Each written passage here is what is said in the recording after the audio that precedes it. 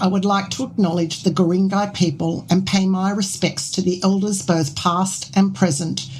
The Guringai people are the traditional owners of this land where we meet today and are part of the oldest surviving continuous culture in the world. Welcome to Sharing Stories, Changing Lives. The host, Karen Sander, is on a mission to provide listeners with a unique podcast experience that inspires and entertains, offering insights and perspectives that may positively influence their lives. On this platform, Karen has the privilege of interviewing individuals from all walks of life, each with their own powerful and inspiring stories you won't find anywhere else. The guests open their hearts and minds to share their life experiences, and in doing so, they celebrate the remarkable impact of real tales, genuine connections, and authentic individuals. Listeners are invited to join Karen on this journey as she explores the untold stories that can truly make a difference in their lives. At the Sharing Stories, Changing Lives podcast, they wholeheartedly believe in the transformative magic of storytelling. To learn more, they can visit www.thestoryroom.au and explore their private membership area, the Backstage Pass. Welcome to Sharing Stories, Changing Lives. Have you ever wondered about the power of dreams? Do you believe that by dreaming, you can bring things to fruition? Our guest today is here to share how remarkable things can happen if you dare to dream. I'm Karen Sander, your host for today, and I have an inspiring guest, Dr. fLorence Cotel, who is a neuroscientist. She'll share how daring to dream has changed her life. Hello, fLorence. How are you today? And thank you for joining us. Well, thank you very much for having me, Karen. I'm very excited to talk about dreams. You and I have shared talking about dreams before on the live show that I do. But look, can you tell us a little bit about yourself? Absolutely. I guess I will start with the beginning.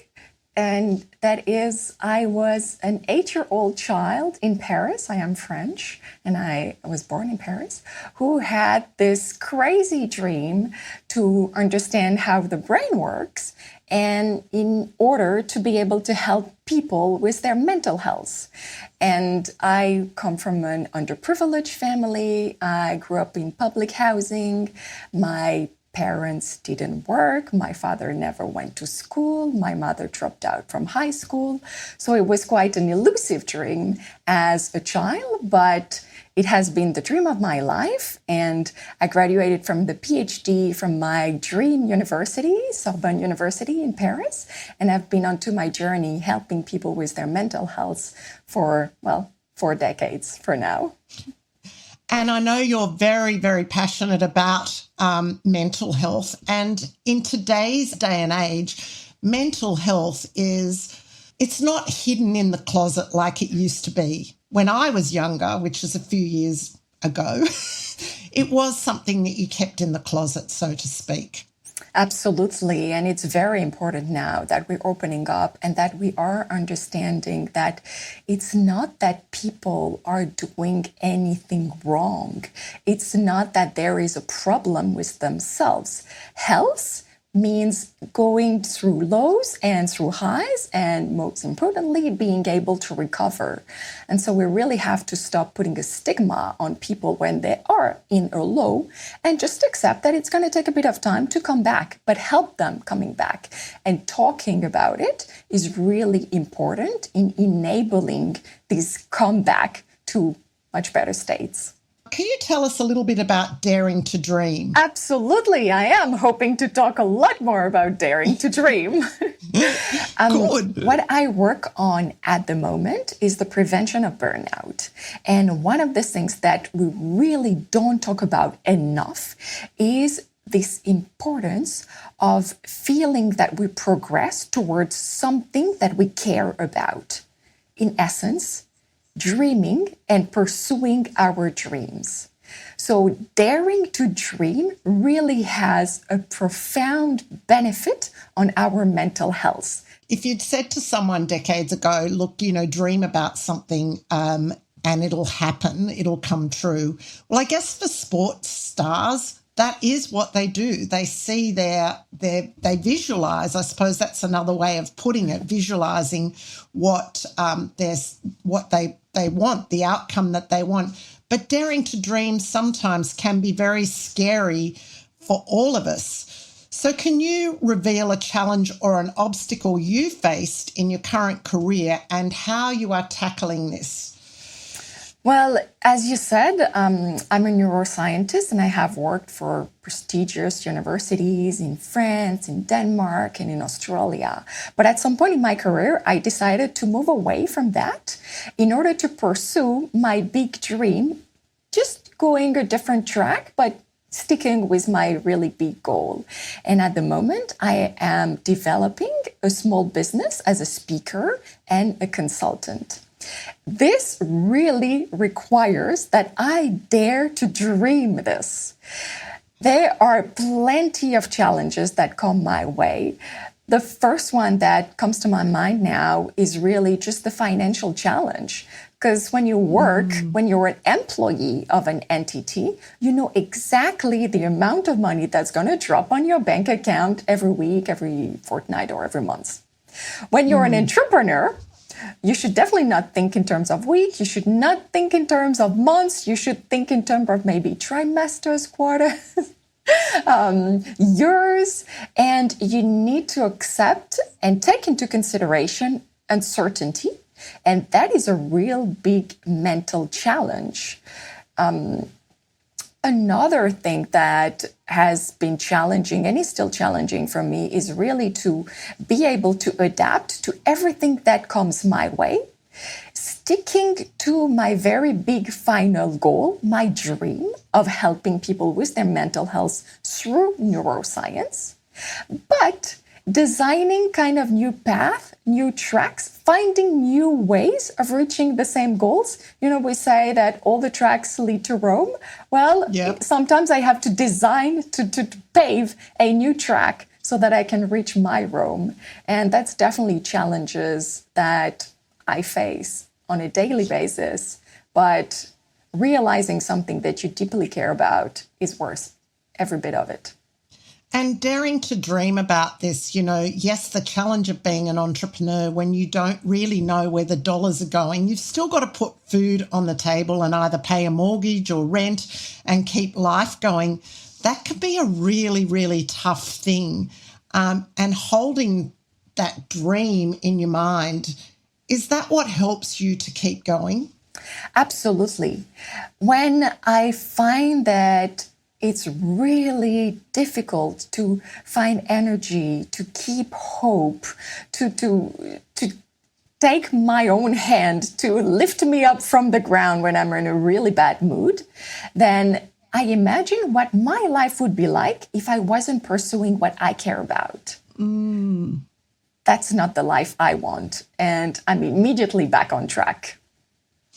Yeah, that's a very important thing you said, because it's always easy. Well, taking the other option can be much easier, but then you're giving way to the dream, the thing that you're most passionate about.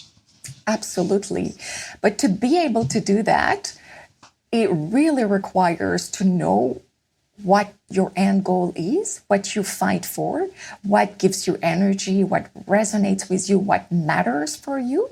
In that sense, I will say that I am lucky that this came to me very young, but everybody can reach that. Sometimes you just need to be a bit more active in digging inside you to find what your end goal is. In your opinion or your expertise, what is a misconception or a misunderstanding people have about daring to dream? I would say it's the definition of a dream itself. People imagine that a dream is something that is huge. It's climbing Mount Everest. It's running all over the world. It's building an NGO that's going to help millions and millions of people. A dream or something that you care about can be anything. It doesn't have to be big, it doesn't have to be small, it doesn't have to be anything else, but something that resonates with you. And I think that is the biggest misconception. In my vocabulary, a dream, when I call something a dream, it means that this is something that I will realize in my life. That's a really important definition to me of what is a dream. A dream doesn't have to be the giant conquering of the world. It can just be that little thing that you want to do. And am I right in saying, Florence, that sometimes the smaller dreams lead eventually to the bigger dream coming true? Absolutely. If you have a really big dream in mind, I would actually discourage you from tackling the big one first. Just get yourself some kind of training on smaller ones. Create some steps, create some milestones. If I just take my own story, when I was 8 years old, I was not going to go and register to a university to get a PhD degree straight away. That seems really obvious, but that applies for any kind of dream. There was lots of steps on my way to my dream degree, my dream research, and it's the same for any kind of dream. Yeah, and I think, taking it back to even childhood and kids, and you say to them, what do you want to be? And some of them will say, well, girls especially, I want to be a hairdresser. And, probably only a very small percentage ever realise that dream of becoming a hairdresser. They move on over time, and your dreams can change. Absolutely. And it's really important to just accept that and regularly assess what resonates with you. It can be quite easy sometimes to get really excited when you're facing someone who is truly passionate about something, when you see them really having deep emotions, a lot of joy out of achieving something. You really want to do the same. It happens a lot when we watch sport on TV. Who does not want to play soccer since this year and the wonderful adventures of the Matildas in Australia? And you have to just make sure that it resonates with who you are and not just with that specific emotions that you feel at that very limited moment in time. And also not allowing yourself to get caught up in a dream that might be someone else's dream for you. Yes. I think that's a tough one. Yeah, it is. But sometimes people take on offering you a dream, or you see that someone's doing this and you should do that. And so to me, I want to say it's about staying in your own lane and staying focused on your own dream. I couldn't agree with you more. Florence, you love your bicycle. I think you love your bicycle more than you love humans. I'm joking. What adventures have you and your bicycle been on together that have made a lasting impact on your life, and why? I have been on a few cycling adventures, and I have 2 bicycles, and both of them have a name. So it's true, we are very close. They actually live with me. And what are their names? Jube Rider and Jube Racer. This is a long story connected to my very best friend back in France. And just to share the adventures that I've been on to with both of them, one, Jube Racer, is a road bicycle, and we've done a few triathlons together. We've commuted in a lot of cities, and we completed 2 Ironman. So it's long-distance triathlons. I did a half Ironman and I did a full Ironman on this bicycle that is a second-hand, nothing very fancy bicycle, but when you push on a pedal, you can still go far. The second bicycle that I have is a touring bicycle, Jube Rider, and this one is one that I built about a decade ago, and together we went on probably what people would describe as the craziest adventure of my life. We cycled from Quito, the capital of Ecuador, that is on the line of the equator in South America, down to the very south of the cone of South America in Ushuaia in Argentina. It's actually the most southern point of the continent. So that was about 12,000 kilometers of cycling through the Andes, through deserts, valleys, heat, rain, snow at some point, at sea level and at high altitude. So that was a big adventure. But to be really honest, this wasn't the most defining cycling adventure in my life. When I was 25 years old, I moved from Paris to Copenhagen in Denmark. And as many people would imagine, Copenhagen is a city where there are lots of bicycles. People really only commute by bicycle. Danes are kind of born with bicycles between their legs. I was 25. I did not know how to ride a bicycle. I had never tried. And actually, this is not innate. You are not born with balance on two wheels. And because I wanted to have friends, I very quickly understood that if I wanted to have a social life, I needed to be able to ride a bicycle to stick with people. So I was very self-aware that this was not the usual, not to be able to ride a bicycle. And I taught myself at night, hiding.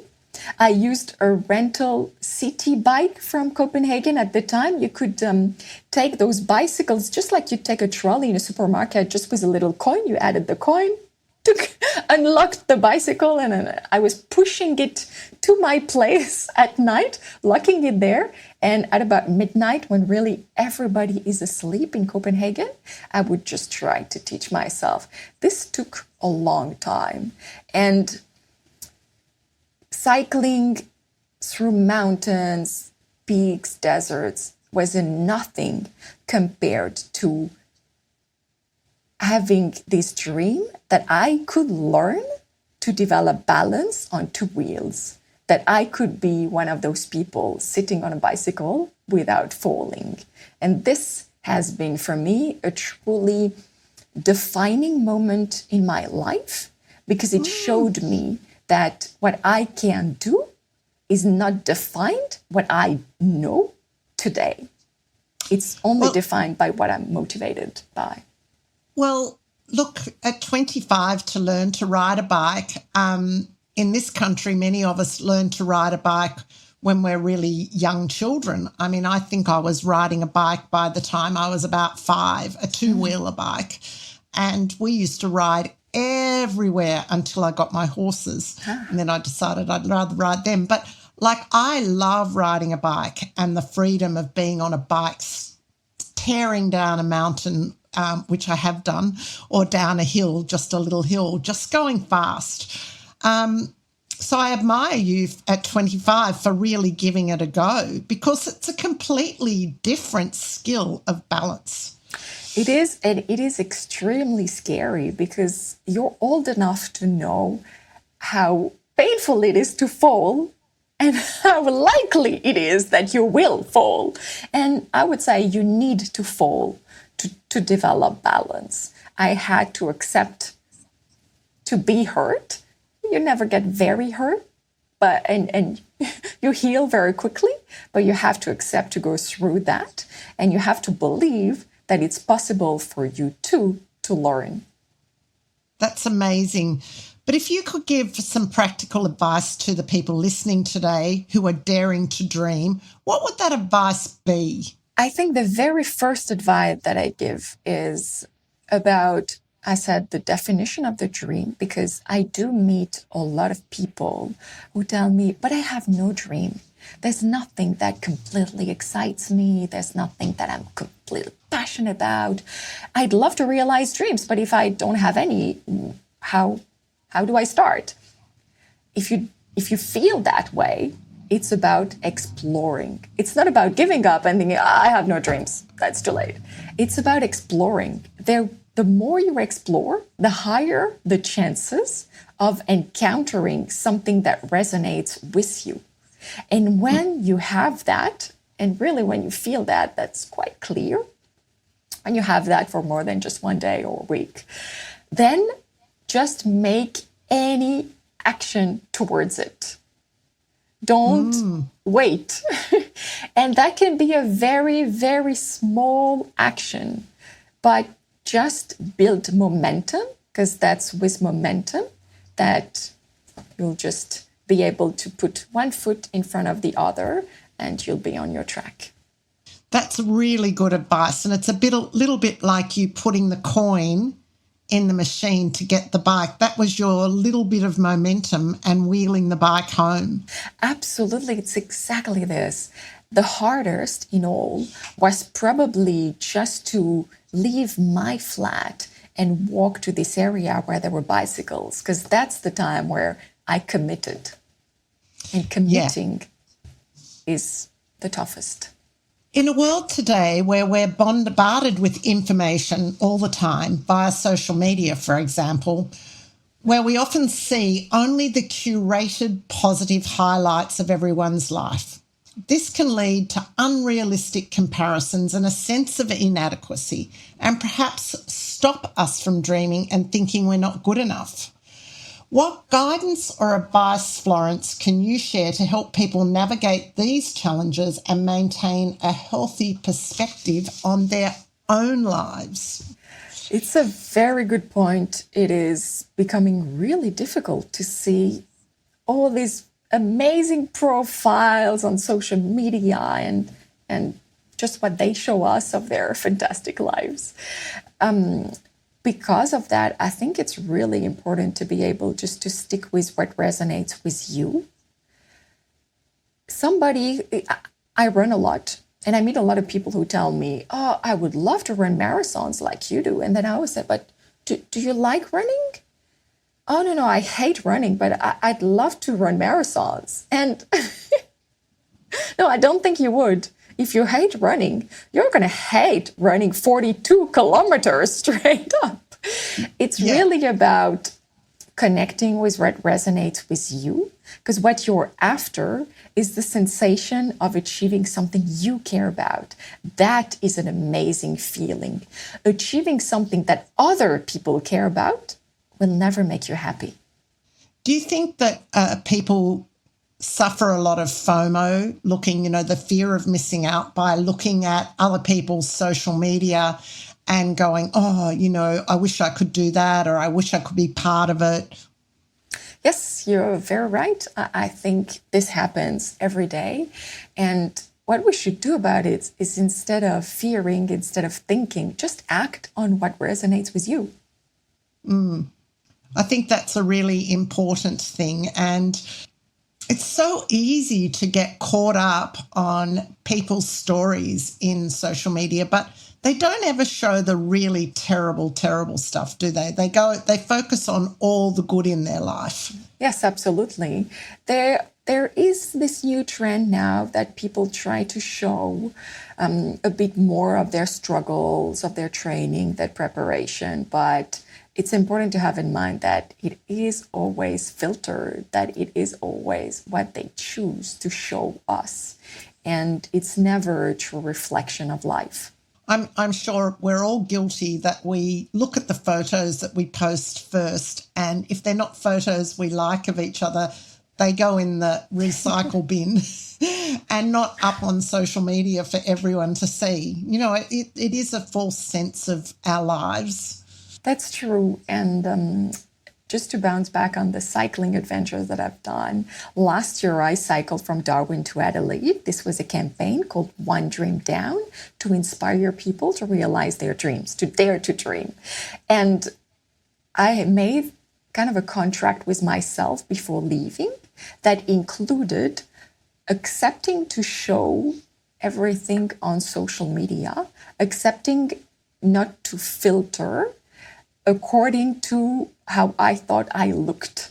So there are lots of videos of me really looking tired, being quite disgusting, with a lot of sunscreen, mosquito repellent, dust, sweat on my face, on my body, not the right angle, because when there's a lot of wind, you actually do not decide how you can hold a selfie stick. Yes. And I just accepted not to think of how I was representing myself, but to try to just think of what I wanted to share and post as quickly as I could so that there would be no time for me to overthink or regret or filter. So you weren't sugarcoating that adventure? No. But as I said before, I was, like everyone else, still selecting what I was sharing. Not selecting in a way of what would make me look good or bad, but more in what I thought people may be interested in. And sometimes you can be wrong in that. Yeah, for sure. Look, one of the things that you shared at the Story Room live event was your trip in Bolivia and being lost in the desert. Can you just share a couple of the insights into that and, a couple of little snippets of what happened in Bolivia when you were riding your bike? Yeah. So this was part of this long trip that I did in South America, this 12,000 kilometer trip. And at some point, it took me through the Bolivian desert, which is an altitude desert. It's really an inhabited place. Hardly anyone goes there. Only a few locals go there, driving tourists by jeep. So there are no proper roads. There's some tracks. And there's some tracks on dirt, and there's some tracks in deep sand. So it can also be quite challenging just to cycle. Often I had to push the bicycle. But most importantly, I wasn't carrying any electrical device, meaning I didn't have any GPS. I was with the person that was my partner at the time, and we thought that with a compass and a map, we'd be able to find our way through the desert. Turned out the compass was useless because there is a lot of lithium in the ground of Bolivia, and this completely confuses the compass. And our map included way fewer of the reference points that we were using from our landscape to understand our location. So after 3 days of what was supposed to be a 9-day trip through the desert, we realized we were entirely lost. There was no more tracks. We had no idea where we were on the map. We didn't know what to do. Reverting wasn't really an option because we knew we would not be able to figure out how to get back to where we came from. We just didn't know what to do. But we had a very clear goal. We were heading to the most southern point of the continent. And that showed us the way. We used the sun to guide us to find the south, and we just followed it. It took 11 days instead of 9 days to cross and come out of the desert. But when I reached a road with asphalt, I just kissed the ground because we made it safe. And the big lesson that I got from that is that if you have a dream, it can show you the way out of any desert. And we all go through deserts. Everybody. Not necessarily the one with deep sand and dunes and like drought, but mental places where we feel we're lost, they are deserts. And if you have a dream, if you have a goal, that will show you the way out of it. And that's a great message. And people are able to go and see that full story at the backstage, my private members area. But Florence, before we go, what is on the horizons for you in your journey of Dare to Dream? A few things. So I will talk about the professional one and the sport one. Professionally, really daring to dream for me at the moment is connecting with as many people as possible to help stop the progression of burnout. And my big neuroscience dream is really to identify the neuronal circuitry that triggers burnout and all the changes that occur in the brain in people that suffer from severe burnout. So I'm still on the path of the dream of my 8-year-old self. That's the professional side. On the sports side, I have a new dream. It's called UTMB, Ultra Trail Mont Blanc. I've done a lot of long distance cycling, and now I would love to do a lot of long distance running. And this is a race that is kind of close to my heart because it's in France, where I come from. It's 170 kilometers around Mont Blanc, which is the highest summit in Europe. And it's a journey of endurance, and it's, I believe, an inner journey. And that's something that I am now committed to, and I'm giving myself a decade to train, hit a few milestones on the way, and hopefully cross that finish line. So how long for that dream? Did you say a decade? Yes, absolutely a decade for me. Okay. I put priorities on things, and at the moment professionally, I use a lot of my time to develop more research in neuroscience on burnout and more talks to help people out. So there's also a long journey from running marathons, which is roughly my regular standard running distance, to running 170 kilometers with a lot of elevation gain. And you need to qualify and to be picked up in a draw for that race that I'm dreaming of. So I know that it will probably take a few years before I can actually get a ticket for it. So that's why I have an end goal decided, but I'm flexible. That's amazing that, that's just such a huge journey. And, well, daring to dream, for you, it comes almost naturally. No, you actually know how to dare to dream and to follow your dreams. And one more quick question. Does your research for burnout, is this another PhD for you? No, because I have a higher level than a PhD student, to be honest. Yeah. So it would not be shaped as a PhD, but as scientific international publications. Yes, I hope so. Ah, well, congratulations on that. And actually daring to dream to do it. I know you have big dreams, and I want to say thank you so much for joining us today. I feel so blessed that I've met you, and I'm learning so much from you, and you're keeping me positive and you're keeping me on track. So I hope you can help the listeners with that. I hope so as well. Well, we're so lucky today to have Dr. FLorence Cotel here to shed some light on the theme of daring to dream. I hope this conversation has inspired you to step out of your comfort zone and embrace the power of your own dreams. It's a wonderful tool to have in your toolkit to bring your dreams to life.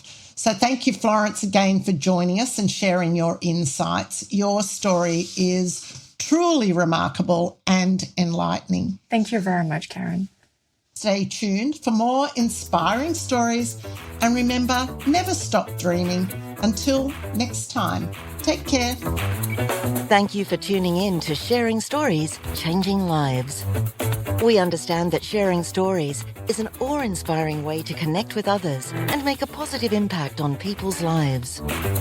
If you're interested in getting more involved in our community and connecting with people who share your interests, we'd like to invite you to support us by purchasing a backstage pass.